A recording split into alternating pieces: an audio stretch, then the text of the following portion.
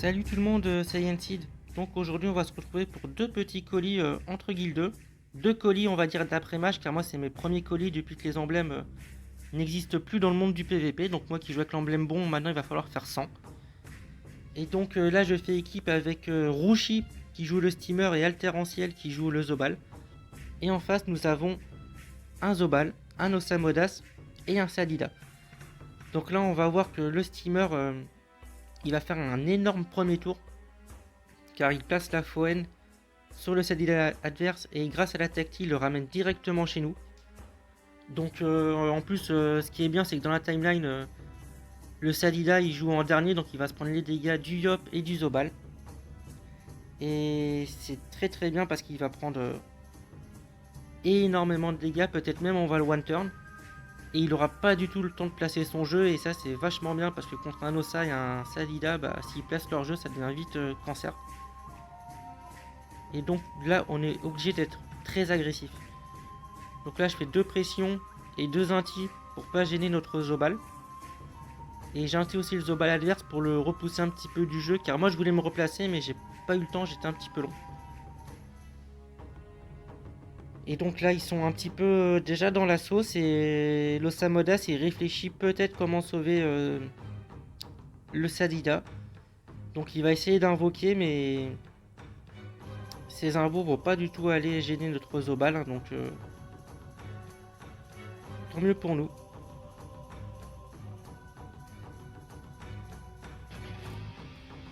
Donc là le Zobal hein, qui va faire un full tour, hein, il va faire une boliche à 1000 PV grâce à la Foen. Il va faire la deuxième à 1100 PV et la Libé à 750. Hein, voilà, donc il a enlevé du 2800. Moi, vu que j'ai pas eu le temps de me replacer, j'ai pris des dégâts inutiles sur la Libé, mais bon, c'est pas très grave car le combat est déjà plié tour 1 parce que le Sadida il va mourir quoi qu'il arrive au tour 2. Et donc, ça va être maintenant un combat sans réflexion où ça va bourriner assez facilement.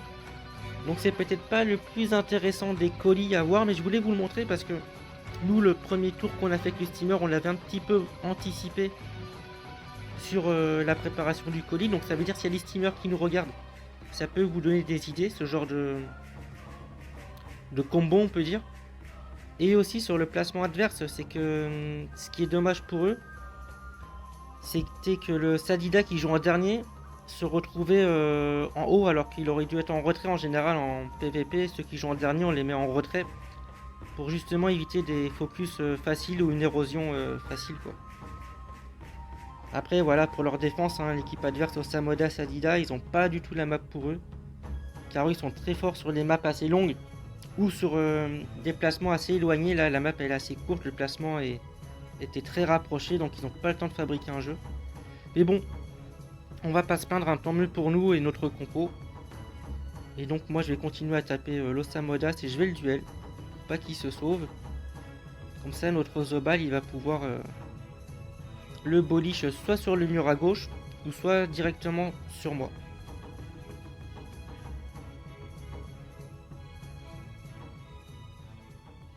Donc là il y a l'Osamodas qui ne joue pas, alors soit il réfléchit, soit il sait pas quoi faire, ou soit simplement il a abdiqué, il a pas décidé de.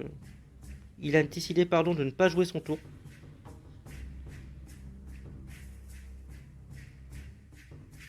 Donc là le dragon qui débuff notre Zobal. Mais bon.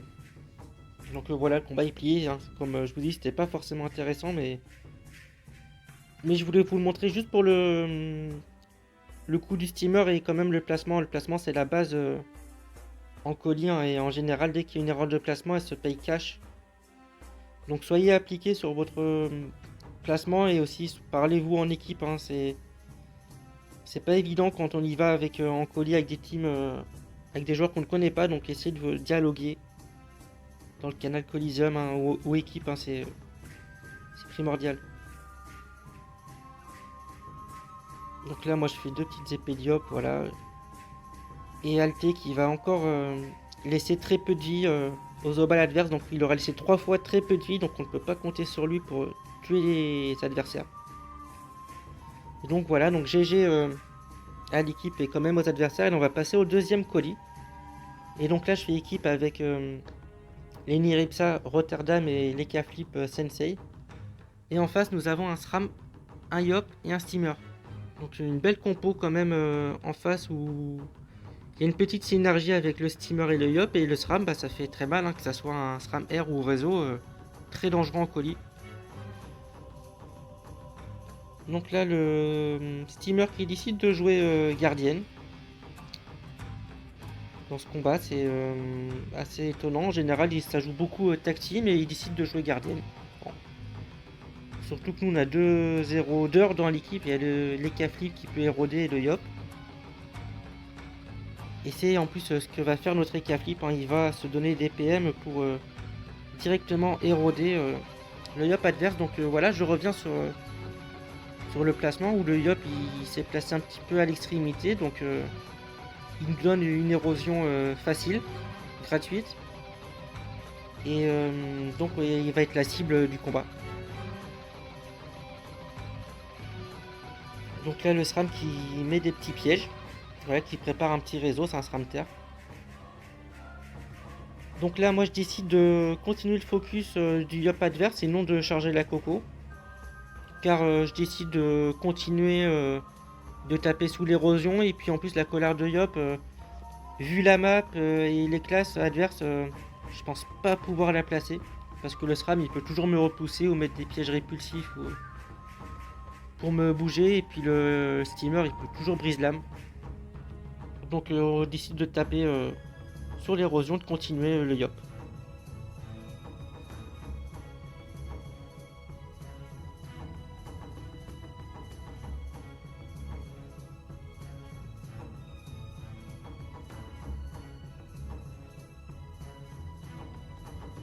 Donc là Linic a pas grand chose à faire, donc il donne des PA à l'Ekaflip et va taper la harpo. Donc le Steamer qui met sa gardienne Evo 3, donc l'érosion est vraiment bienvenue dans ce combat. Qui va Foen aussi notre Ekaflip, donc il va falloir faire attention. Car on n'est pas à l'abri d'un bon précis du Yop adverse qui peut faire très mal. Donc là l'Ekaflip qui continue son travail sur le Yop adverse. Continue le focus pour profiter de l'érosion de réflexe.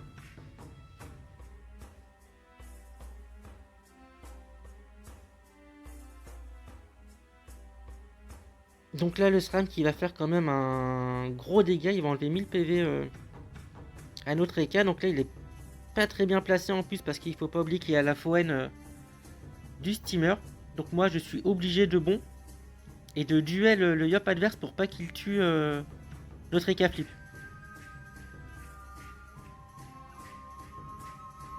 Et là je vais faire 2 inti parce que là je constate que ça fait beaucoup plus mal que la concentration. Donc voilà, malgré tout j'ai quand même fait un gros tour sur le Yop adverse. On continue à taper sur l'érosion. Donc là aussi le Yop adverse qui m'érode un peu vu qu'on a un soin.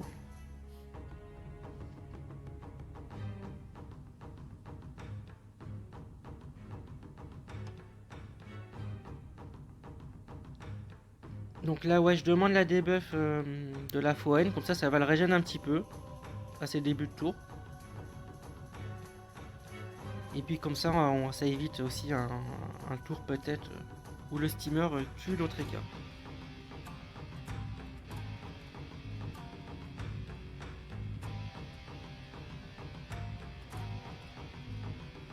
Donc là voilà le Steamer qui continue à soin le Yop, mais en plus qui le brise l'âme.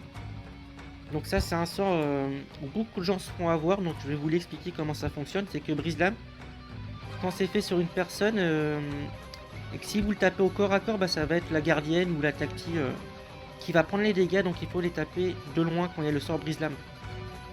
Donc là vous allez voir un autre Ekaflip, il va pas aller au corps à corps du Yop, il va s'arrêter un petit peu avant. Donc là voilà il se puissance, il se soigne et booste en même temps. Et il va faire des réflexes et un coup de gros couteau. Donc vous voyez il va pas au corps à corps, comme ça le Yop il prend les dégâts. le gros couteau en plus, hein, c'est le cac à la mode, on va dire, hein, pour les persos terre, et ça fait très mal, 4 PA. Donc là, le SRAM, il joue bien, il m'écarte du Yop. Donc moi, j'anticipe un petit peu, voir si je peux l'avoir à l'épée de Yop. Donc là, il me met un double, je me dis, bah finalement, je peux plus le tuer. Parce que même si je le souffle, je peux faire qu'une épée. Et là, il le décale. Alors moi, je comprends pas sur le coup pourquoi il le décale. Car là, il me laisse l'opportunité de tuer son Yop. Mais je pense qu'on va le comprendre après. Donc là, le steamer, Lenny, pardon, qui va sur le steamer. Donc voilà. C'est la seule cible, hein, qu'on voit vu que le SRAM est invisible.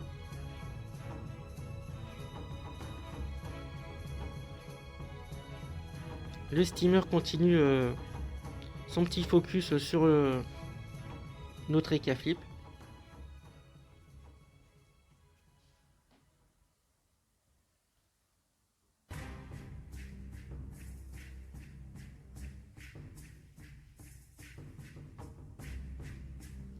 Voilà, Eka, ça fait des gros dégâts, hein. 800, 400, 400, 400, ça fait du 2000 de dégâts qu'il a fait sur le steamer adverse, donc gros tour. Et là, c'est que on a manqué un peu d'attention, et c'est peut-être pour ça qu'il a bougé en fait son double au tour d'avant pour... Là, on avait oublié qu'il avait posé des pièges au début du combat. Et donc, il va m'envoyer dans son réseau et il va me one-shot. Voilà, tout simplement. Alors que peut-être, au lieu de taper... Ce qu'on aurait pu faire, c'est au lieu de taper le steamer avec lui, c'était d'invoquer un peu sur la gauche, car on savait que les pièges étaient par là. Et ça aurait détruit son réseau et moi, je serais jamais mort. Donc on a un peu de chance qu'au niveau Vita, on est vraiment bien placé. Et qu'on a un soin. Donc nous, on va tuer le steamer au tour prochain. Donc lui, il va faire le max qu'il peut pour mettre dans le mal les K-flip pour que son SRAM le tue.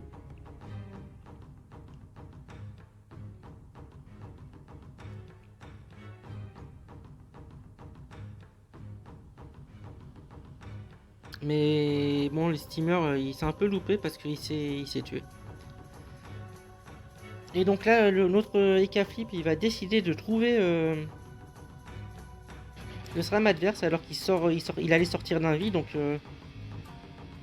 il décide d'aller le trouver pour le taper. Moi, personnellement, j'aurais joué peut-être un petit peu plus pleutre pour qu'il se fasse soin, mais c'est bien aussi.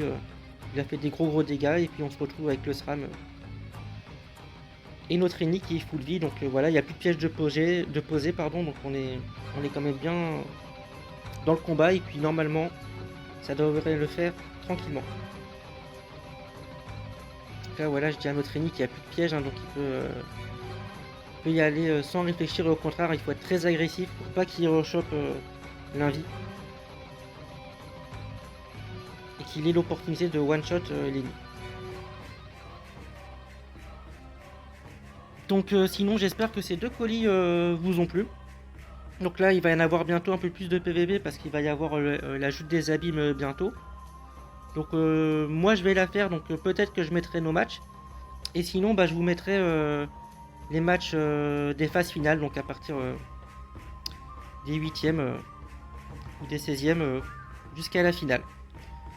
Donc merci de nous avoir regardé, n'hésitez pas à mettre un petit like à la vidéo et à vous abonner. Sur ce, moi je vous laisse et à la prochaine. Allez, ciao ciao la team.